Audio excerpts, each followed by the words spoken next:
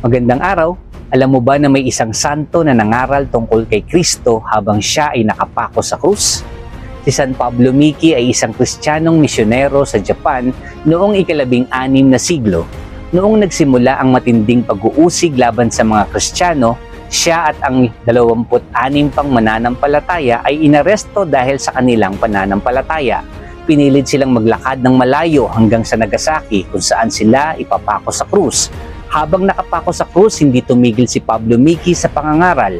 Ipinahayag niya na si Jesus ang tunay na tagapagligtas at sinabi niyang pinapatawad niya ang mga taong umuusig sa kanila. Noong February 6, 1597, si San Pablo Miki at ang kanyang mga kasama ay namatay bilang mga martir. Pinapaalala sa atin ang kanilang buhay na ang tunay na pananampalataya ay may tapang, pagmamahal at pagpapatawad. Kung napalakas ng kwento ng mga martir na ito ang iyong pananampalataya, follow, like, comment at share para mas marami pang makilala ang ating mga santo.